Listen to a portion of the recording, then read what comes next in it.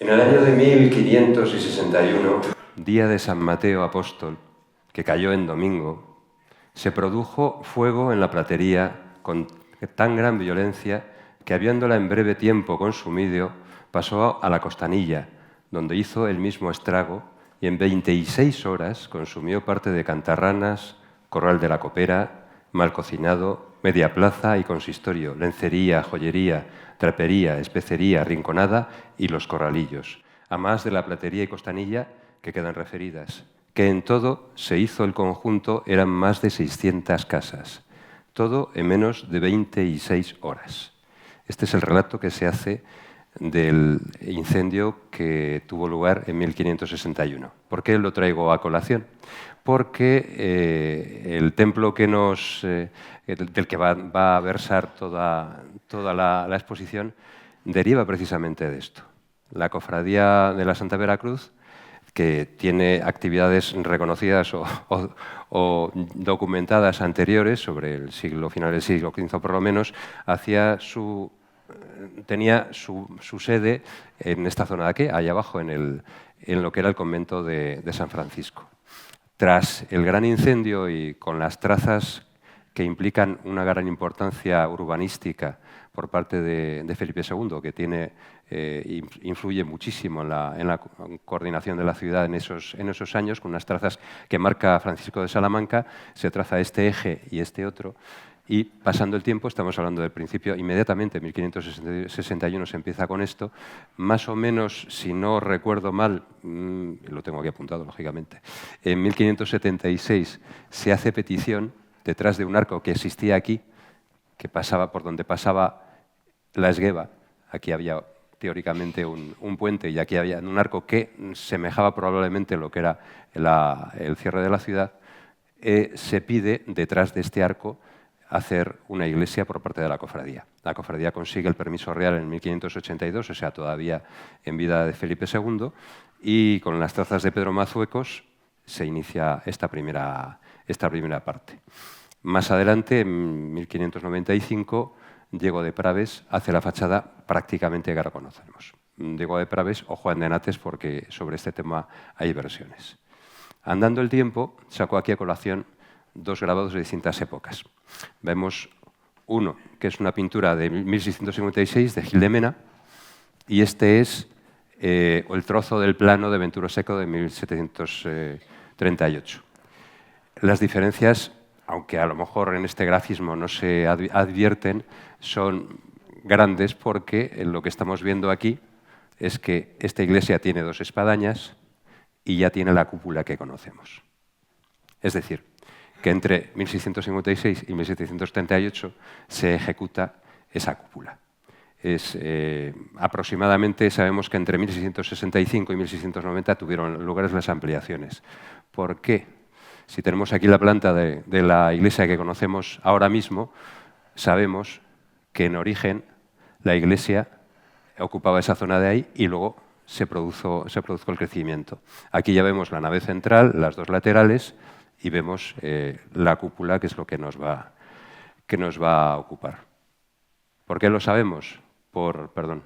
Precisamente porque en el bajocubierta de la iglesia, y esto sería objeto de otra conferencia y otro estudio, tenemos trazas de por dónde venía y esa filacteria que recorre justo la zona que queremos. Esto ahora mismo no viene a cuento. Pero bueno, quería sacarlo un poco a colación. Más adelante no tenemos más noticia de obras que se hayan ejecutado, y alguna imagen que tenemos, esta es probablemente de principios del siglo XX, en el que vemos que esta zona de aquí solamente tiene una ventana, vemos la puerta tal y como estaba configurada anteriormente. Esta otra es ya de 1951. Aquí vemos que la puerta sigue teniendo el tímpano original, Y lo que tenemos más o menos documentado es que sabemos que probablemente entre el siglo XX y el siglo XIX se cambió la cubierta de la zona de la cúpula, la cubierta de pizarra, por una teja cerámica de Silio, que era lo típico en esa época. Se vendía como que era mucho más hermética, no dejaba pasar el agua, que era mucho más fácil de colocar, industrial, etcétera, etcétera, y se cambió por esa teja. Tenemos un permiso de 1931 para modificar la puerta de acceso. Se pidió permiso entonces, pero la obra se hizo mucho más tarde. Mientras tanto, el descendimiento, lo que hacía todas las semanas antes era hacer un hueco en el suelo y en la acera, y luego se volvió a rellenar, que eso lo encontramos en los archivos de la cofradía hace relativamente poco.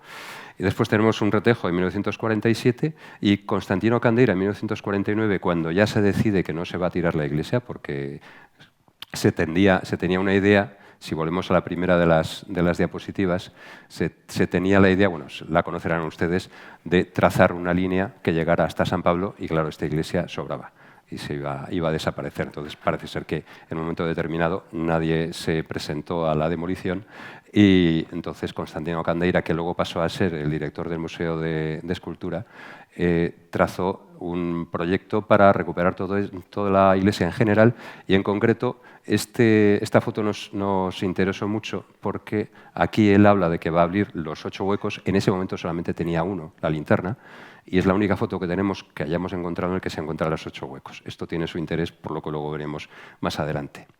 Posteriormente a esta rehabilitación existe un proyecto de 1990 que, curiosamente, solamente se encontraron una ventana otra vez en la linterna y abrieron 4, que era como la hemos conocido más o menos hasta ahora.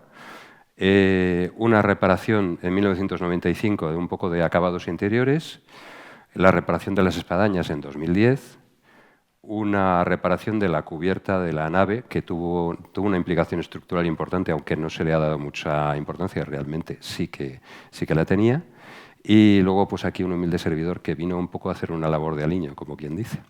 La cofradía estaba con la coronación de la imagen. En 2023 se plantearon unos trabajos, y de lo que consisten en el fondo es el renovar un poco la carpintería exterior de la fachada principal, el mejorar la instalación eléctrica y un poco de la iluminación, retocar las espadañas que tienen un cierto problema, renovar la cubierta de lo que es la cúpula, y como plato estrella era curioso que queríamos cambiar el cortavientos, cosa que no nos dejó Patrimonio. En ese primer intento entonces se dejó ese tema, y al año siguiente volvimos a intentarlo, y esta vez sí pedimos a Patrimonio cambiar por pizarra la cubierta de teja. No nos dejó. En estas estábamos, entonces planteamos un proyecto en el que no hacíamos lo del cortavientos y seguíamos con la teja, y ya es cuando precisamente sucede todo lo que vamos a contar más adelante. Para comprender todo lo que sucede en esta zona de aquí, que es fundamentalmente el trabajo que ahora vamos a abordar, en esta zona que, como se ve, está pintada en azules en el momento en el que estábamos empezando las obras, hay que explicar un poco la estructura.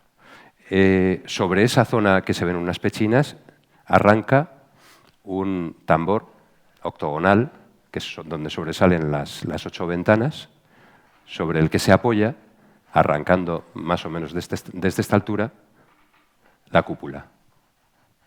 Todo esto es de albañilería, de ladrillo. Sobre esa cúpula lo que se hace es colocar una estructura de madera. Esta estructura de madera no solamente es la cubierta de la cúpula. Esta estructura de madera está configurada por 3 zonas: un anillo de tracción abajo, un anillo de compresión arriba, y los pares, que son estas secciones de madera inclinadas que dan forma a la cubierta, pero es que tienen una trascendencia estructural importante, porque sobre esta estructura, sobre el anillo de compresión, que luego tiene que aguantar el anillo de tracción, se va a colocar la linterna. Posteriormente, con carácter más o menos pues eso, de que no entre agua, etcétera, etcétera, se coloca la cubierta. Cobertura de pizarra, aunque en ese momento estaba hecha de teja. Colapso. Junio de 2024, la semana del 17 en concreto.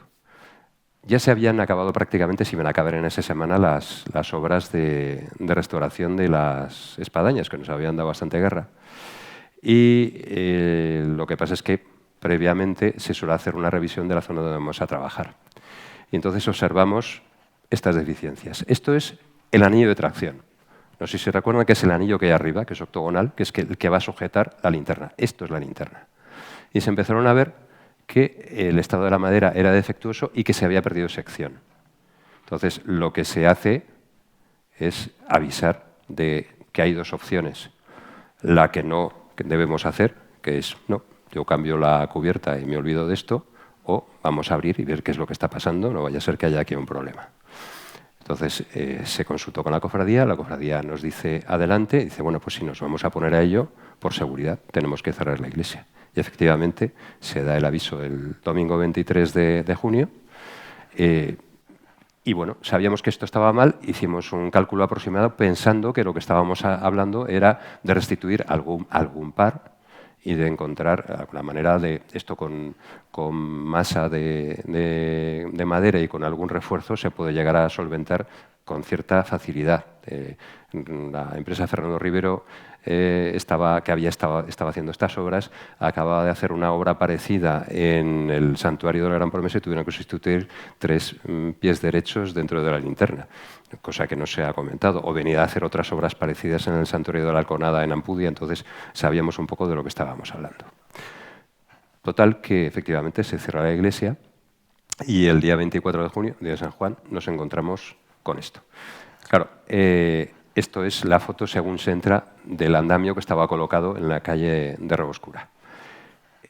Está tapado con un plástico. ¿Por qué? Pues porque estas estructuras, cuando se mojan, pierden cohesión y no debes de tenerlas mucho al aire. Sí que se descubrió una parte para poder ver. Estamos viendo el anillo de tracción, que no se tiene que separar, el de compresión, que es el que está aguantando este peso, y los pares. Bueno, aquí en esta foto no sé si se advierte mucho, pero en la siguiente sí que se observa que los famosos pares que deberían tener esta sección desde arriba hasta abajo, al llegar a esta zona, se había reducido. Es decir, que lo que realmente estaba aguantando son estas secciones de esta profundidad, es decir, menos de la mitad de lo que debería estar haciéndola. Combinado con esto, nos encontramos que algunos de estos pares, aunque ya algunos se adivinaban, no estaban llegando a donde tenían que llegar, es decir, no estaban atacando al sitio, estaba faltando. Añadido a esto, vimos, esto se entiende un poco peor, que la cornisa del exterior, la que está en el tambor, había volcado, es decir, que ya había habido esfuerzos, es decir, aquí ya había sucedido algo. No sé si adivina, hay una grieta que se abre por ahí, por esa zona, y habíamos visto unas grietas que se ha puesto aquí un mango para que se vea la profundidad, vamos, la anchura que tienen. O sea, aquí se puede meter una mano. Esto no es una fisura, esto ya es una grieta en condiciones. Y además, observamos cómo estaba la madera en general. Esta madera, en esta situación, estaba aguantando esa linterna que está hecha de ladrillo macizo y que por cálculo era aproximadamente unas 17 toneladas.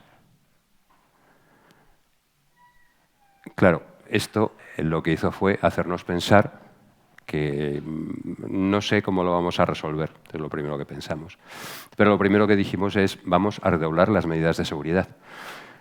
Este era la línea de seguridad por lo que se estaba agarrando todo el personal. Lo que hicimos fue mandar que todas las líneas de seguridad vinieran por aquí fuera, que nadie tocara la bóveda, la cúpula, y intentar duplicar estas piezas. Es decir, lo que se iba a intentar era colocar piezas nuevas que sustituyeran realmente estas que no estaban haciendo nada, a ver si se podía hacer algo.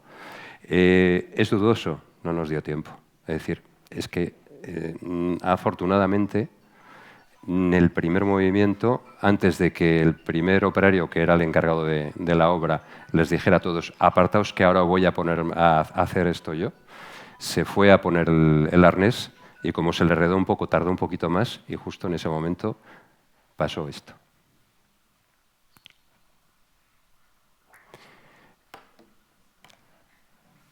¿Qué se observa? Aparte del polvo, aparte de la luz, aparte de todo. Todo cayó verticalmente. No hubo problema. la única fotografía de la que yo dispongo, porque realmente en ese día no estábamos para hacer esas cosas. Yo la saqué porque dices, esto no es explicable. ¿Qué suerte tuvimos? Pues primero, que nadie había salido herido. Segundo, ya en lo material, que la calle había sido limpia. Tercero, que el suelo, que además es muy grueso, tenía además una conducción de calefacción. ¿Qué pasa? Que con el impacto de todo ese peso, de todas maneras, reventó el suelo, pero no rebotó. Entonces, ni una de las piezas, ni el Lignum Crucis, el que tiene una puerta de cristal, salió dañada. No pasó absolutamente nada. O sea, cuando días después se retiraron las figuras y se observaron, no tenían ni un rasguño. Lo único que pasaba es que tenían polvo y algunas, pues, oye, les hacía falta una manita, sí, pero no por esto, efectivamente. Al día siguiente, día 26. Claro, la misma fotografía desde el mismo punto. Vemos cómo se ha roto y se observa algo curioso porque aquí hay una mordida, que ahora la volveré a explicar. Todos los palos, todas las secciones de madera han roto afortunadamente. Si hubiera habido alguna que estuviera en buena situación, esto habría podido volcar hacia afuera, hacia un patio, hacia el interior de la iglesia. Como hubo la suerte de que estaba toda... o sea, esto es curioso. Cuando mi profesor de estructuras decía que para que una estructura se cayera tenía que haber mal diseño, mala ejecución y mala suerte. Pues yo tengo que decir que aquí hubo buena suerte. Esto se podía haber caído de cualquier manera y, por lo que ahora veremos, en cualquier momento. Aquí se observa que todo esto va más o menos a la misma altura, pero en esta parte de aquí desciende. No sé si lo aprecian. Lo que pasaba es que, no sé si recuerdan que he hablado siempre de un anillo de tracción, que es el que está colocado encima justo del tambor. Lo que sucede es que nos encontramos, no sé si lo observan, que estas vigas no son pasantes. Aquí, en un momento determinado, dos de estas vigas se sustituyeron por otras y se dejó el nudo, pero no estaban atadas. Con lo cual, el anillo de tracción no estaba haciendo su función. Es decir, esto se había abierto por los empujes. Esta es una foto de ese mismo día. Se observa que este es el punto por donde ha bajado, por la zona que habíamos hablado.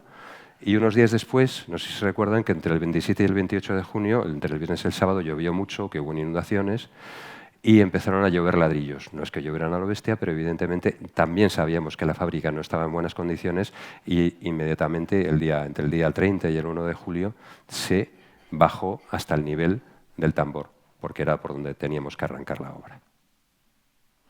Además, una vez ya subidos al andamio, empezamos a observar cosas curiosas como esta. Es decir, había grietas y estas que son vendas, que ahora contaré por qué las tengo aquí a colación. ¿Cuál es la patología que tenía este edificio en esta zona? Primero, un montón de peso en el sitio menos conveniente, justo en el centro, para sujetarse por una estructura de madera, que no tiene tampoco mucho sentido, no tiene lógica. No es tampoco tan extraño. En el barroco, por desgracia, pues, es muy de efectos, pero hay veces que hay poca reflexión. Entonces, estructuralmente, esto no tiene ninguna lógica. Aunque mucha gente, muchos colegas han querido discutirlo, realmente esta mañana estaba hablando con un ingeniero sobre este tipo de temas y me hablaba de unas linternas en Madrid que también enormes y que tienen un montón de grietas precisamente por esto. No tiene tampoco mucho sentido si lo que buscas es un efecto. La siguiente de las cosas es que había muy poquito espacio, o sea, no hay manera de comprobar cómo están las maderas a no ser que tú levantes toda la teja, todas las tablas, como nos tocó hacer a nosotros. Entonces, es difícil comprobar que la estructura está en buenas condiciones, es prácticamente imposible. La tercera es cuando ese famoso cambio de teja a pizarra. ¿Por qué?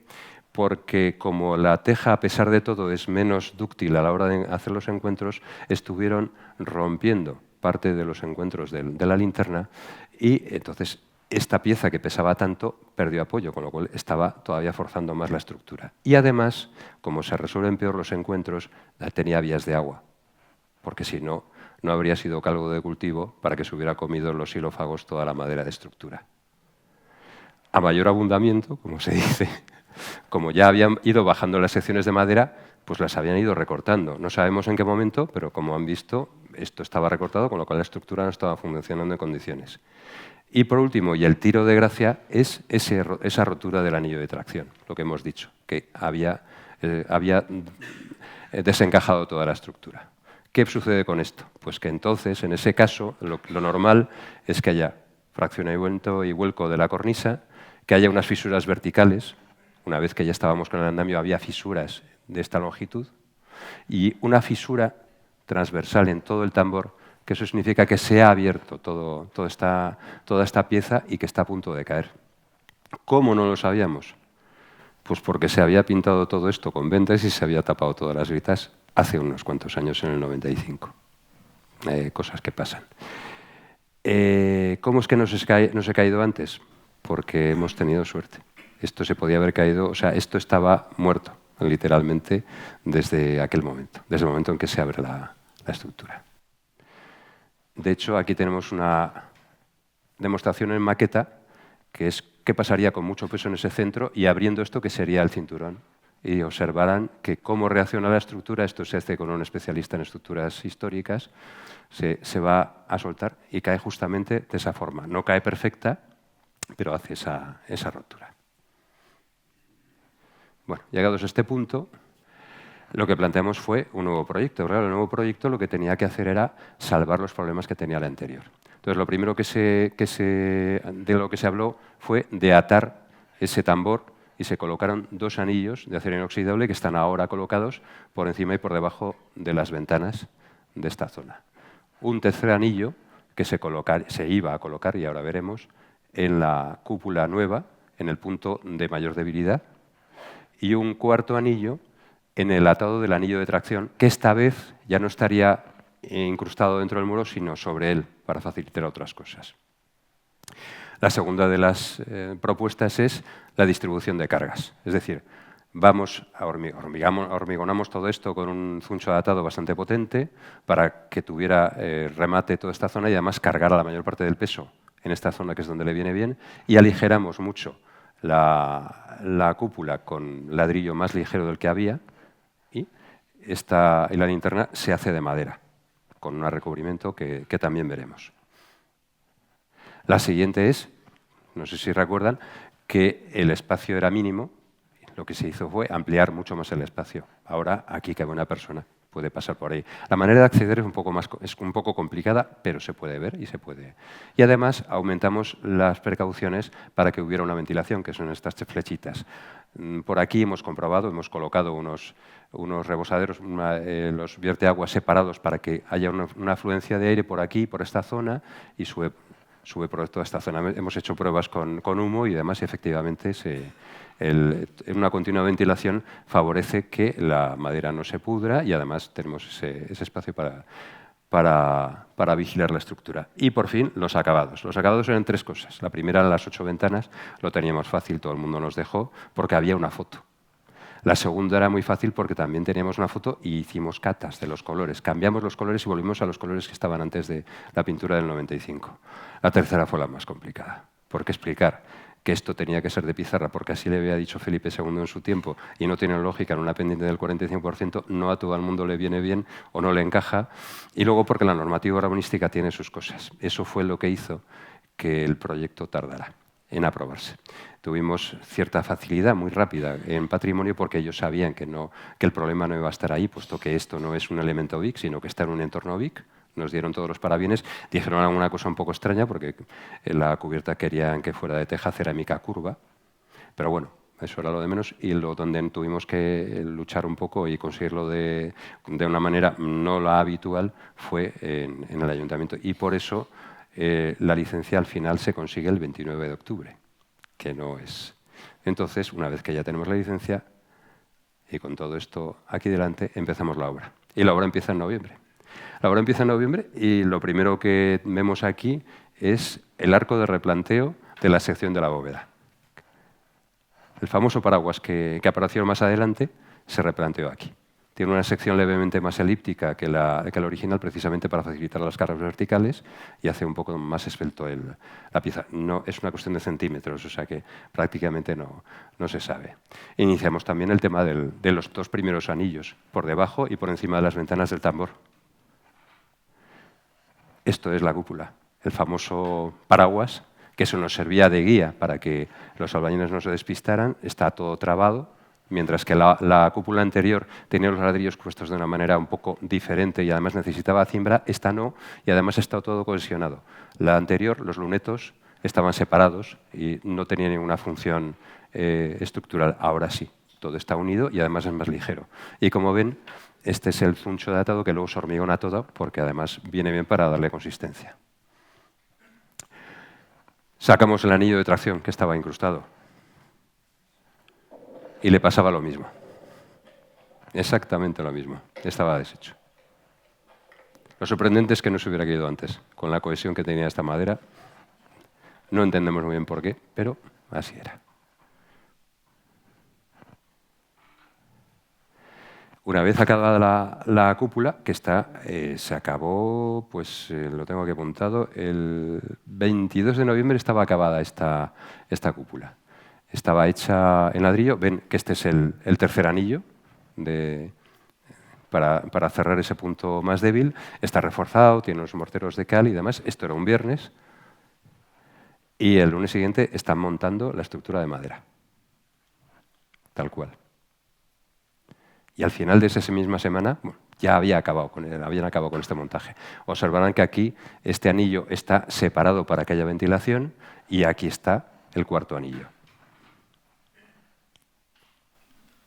Esta es una vista donde se ve la separación entre una zona y la otra, aparte de la torre de la catedral, y el anillo, etc. Y estas son fotos pues ya del último día de noviembre. O sea, en ese mes prácticamente teníamos hecho todo, el día 29 en concreto. En diciembre nos dedicamos fundamentalmente en la primera mitad del mes a los interiores, replanteos. Tuvimos contratado a un muralista para hacer el replanteo y demás, o sea que fue una cosa muy, muy entretenida. Es geometría pura y este es el documento en el que se pedía dinero para poder pintar cuando se pintó de color azul. Aquí se observan unas grietas, no sé si las están viendo, que fueron las que se taparon.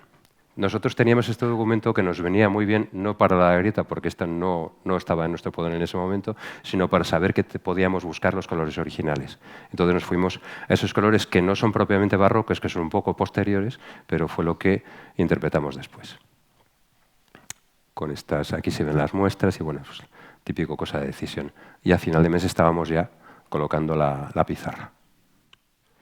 Y llegó Navidades. ¿Por qué? Porque el 17 de diciembre llegaron directamente la estructura de madera y todas estas piezas las hacían en una empresa de Burgos y nos la trajeron y estaba ya colocada. Esta foto está tomada en Burgos y ya la traen para las naves de la empresa constructora en Valladolid. Entonces, durante las Navidades se estuvo trabajando en el acabado de las dos piezas, de lo que es la linterna y la cubierta de la linterna. Bueno, la cubierta, la pieza venía de madera y se recubre con unos elementos que son pladur para exteriores en el exterior y se recubre con un mortero de cal. Entonces tiene el mismo acabado y sin embargo es ligero. Esto estaba aprobado, o sea que no había un problema ni con patrimonio ni con el ayuntamiento.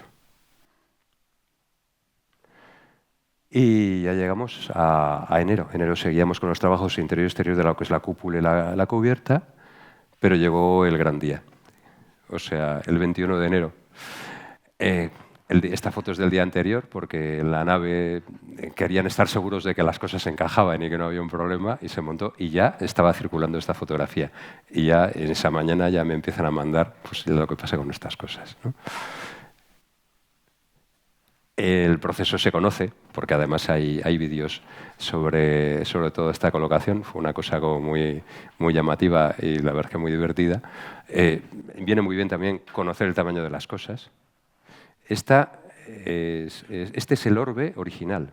O sea, en concreto, así como la veleta y la cruz hubo que hacerlas nuevas porque estaban en un mal estado, el capricho fue, vamos a recuperarlo. Y se recuperó. Es gracioso porque además este orbe tiene una bala de entrada, un orificio de entrada y de salida de bala. Tengo fotografías de cuando todavía no estaba restaurada y ahí se ha quedado, ¿no? Pero bueno, es la original, no podemos quejarnos. Y el interior de la linterna, claro, estaba así, estaba de madera. La parte exterior se podía hacer, pero la interior no, porque en el transporte no podíamos asegurar que eso no se dañara, ¿no? Bueno, perdón, esto se ha adelantado. Esta foto es que el 29 de noviembre, hace hoy exactamente un año, se retiraba el andamio que daba a Roboscura. Se quedaba luego el andamio solamente de dentro, pero claro, este ya no tenía sentido. Entonces, ¿qué pasó? Pues que decidimos que nos íbamos a hacer una foto un poco de familia. No exacta, o sea, en esta foto son todos los que están, pero no están todos los que son. Se avisó quien quiso y quien pudo vino y quien no. Pero bueno, pues hay personas que han participado en el proyecto de una u otra manera, de muy diferente condición y bueno, pues voy a pasar las fotos con cierta rapidez. Algunos las reconocerán, otros no. Pero es para ver que todo este tipo de trabajos y el conseguir que las cosas vayan a la velocidad que van es porque todo el mundo ha arrimado el hombro y se ha puesto a disposición y ha podido echar una mano en un tiempo récord. Realmente no, aunque podemos decir que bueno, pues son 150 metros cuadrados construidos, dice sí, pero no es tan fácil y hay que reconocerles el mérito. Entonces decidimos que esto era un detalle que se podía tener en cuenta. Y es así. Y también, aparte de la labor de trabajo de todos, pues un poco la ayuda de los de arriba.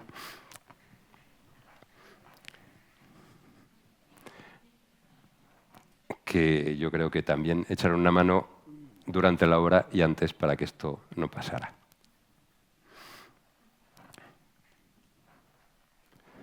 Bien, pues nos quedaba febrero. En febrero pues estábamos con estos acabados, que bueno, son siempre interesantes. Nos quedaba el suelo, nos quedaba el techo, nos quedaba otra pieza que también se recupera, que es el pinjante.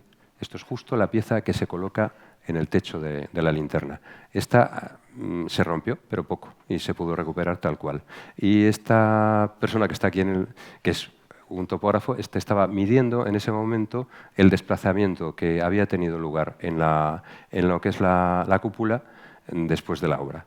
Se había desplazado exactamente 4 milímetros en todos los arcos. Eso es perfecto. Es decir, no importa si se desplazó, importa si el reparto es regular. Con lo cual nos quedamos muy tranquilos. Porque además era curioso, pero en este caso había un descontrol de 13 centímetros entre un lado y otro de la bóveda en una cornisa. Entonces, perfecto, no hubo problema ninguno. El fin de la entrega de obra, 21 de febrero. Y aquí quedó. Y entonces me quedan 2 detalles por comentar, porque es una cosa que creo que viene a cuento. Por un lado, la huella en el suelo, la huella del impacto del golpe. Como habíamos dicho, se había hundido el suelo, gracias a eso no había impactado en las piezas, no había habido problemas y bueno, pues así estaba. Realmente se fue recuperando. Entonces lo que decidimos fue mantener el mayor número de piezas posible, recuperar las que no se pudieron, que fueron muy poquitas, se colocaron como unas pequeñas islas y se marcó. Es una cosa muy tenue, simplemente el mortero de unión entre ellas es muy leve, pero tampoco tenía sentido ahí marcar una cosa excesiva, pero se puede ver. Lo importante a lo mejor estaba aquí arriba. La arriba es la herida. Se trataba de marcar, no es un kintsugi, no se trata o una anastilosis, que son términos así muy... No se trata de recomponer con piezas, porque esto se había roto. Se trataba de recordarlo. Entonces lo que decidimos fue marcar, como ven, son fisuras muy leves en la zona de las molduras y una marca prácticamente de pintura, porque no llegan a 1 centímetro de profundidad en las zonas planas, para recordar precisamente la grieta que se había producido, que es prácticamente esta compensación. ¿Con qué intención? Pues que además de que se viera el comportamiento mecánico de las cosas, fuera una acción de gracias y fuera un restañar la herida, ¿no? Es curioso lo que pasa, ¿no? Resulta que el 4 de junio del 24, o sea, unos 20 y tantos días antes de todo esto, yo me encontré por internet un poema y me lo guardé y digo, ¡ay, qué curioso! Y resulta que lo he vuelto a encontrar hace nada, literal. Y se llama Las cicatrices. No hay cicatriz, por brutal que parezca, que no encierre belleza. Una historia puntual que se cuenta en ella, algún dolor. Pero también su fin. Las cicatrices, pues, son las costuras de la memoria, un remate imperfecto que nos sana dañándonos, la forma que el tiempo encuentra de que nunca olvidemos las heridas. O como dice el Salmo 147, el Señor reconstruye Jerusalén, Él sana los corazones destrozados y venda sus heridas. Muchas gracias.